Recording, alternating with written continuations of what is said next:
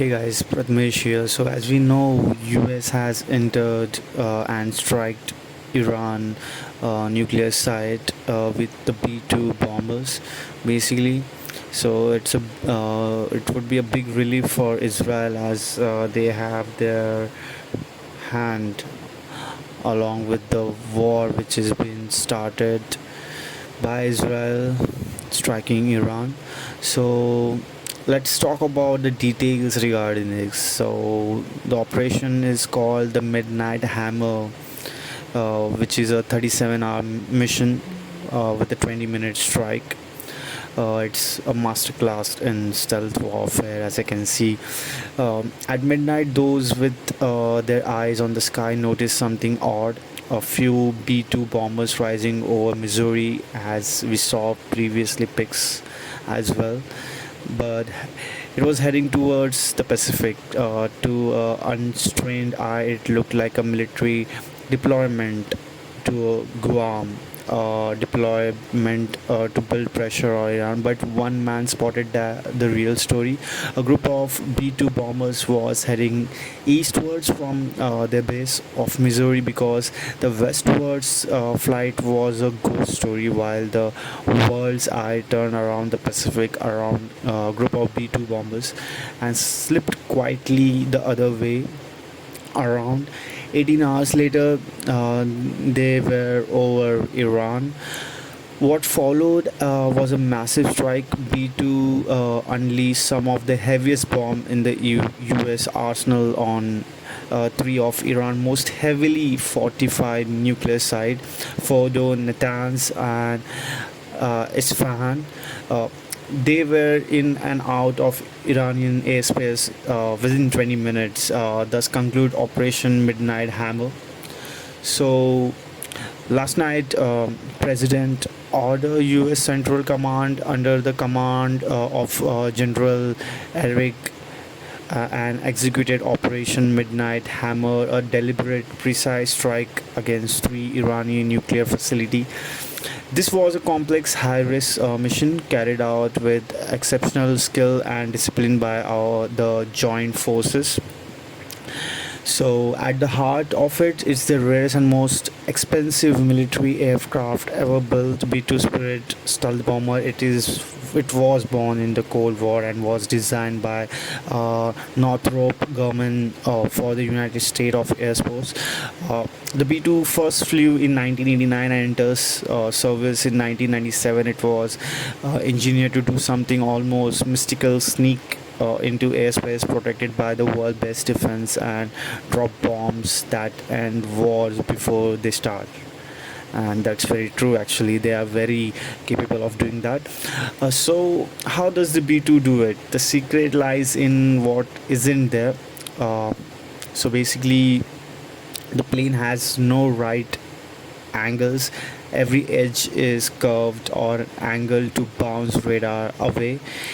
Its engine are buried in the wings, and its exhaust are cooled to avoid detection by infrared lights. So the paint absorbs radar, and even landing gear doors are zigzag shaped to prevent reflecting signals. Though conceived to bomb the Soviet Union, B-2 came of age in a different world. Its first combat mission was in 1999 when it flew on top from Missouri to Siberia and back to bomb military targets during the Kosovo War. It flew 30 hours, refueled in mid-air, struck targets. Later, it hit targets in Afghanistan, in Iraq in 2003, Libya in 2011, and Yemen. These latest strikes mark the longest B-2 mission since post 9/11 retaliation strikes, nearly 37 hours in the air, with refueling tankers meeting them halfway across the globe. So the Operation Midnight Hammer has a showcase of American war machine. The total mission included around 125 aircraft, which include the B-2 refueling tankers, the fighter jets like F-22 Raptor, F-35 Lightning II jets.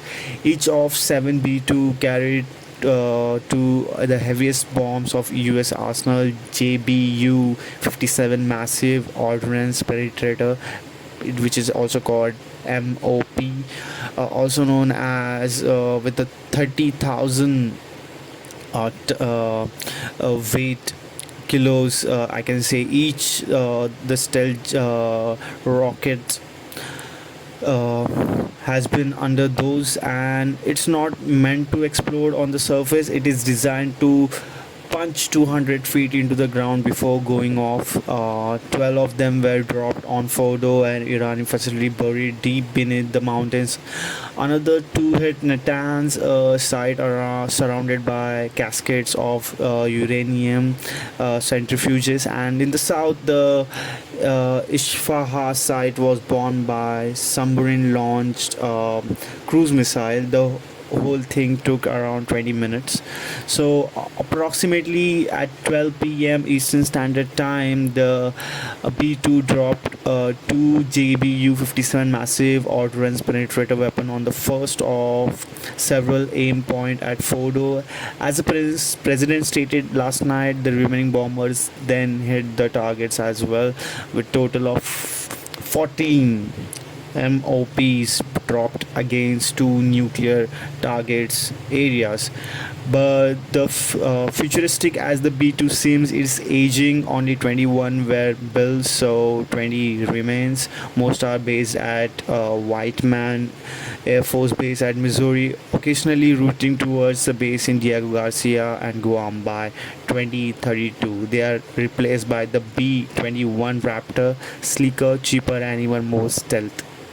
So let's see what happens in the Middle East as things have got escalated. We believe that also Russia is going to get included along with China to help Iran, cause they have every right, cause Russia has already helped Israel. So let's see what updates we get regarding the Middle East. I hope things get well, but I don't think so, cause things are escalating so quick nowadays.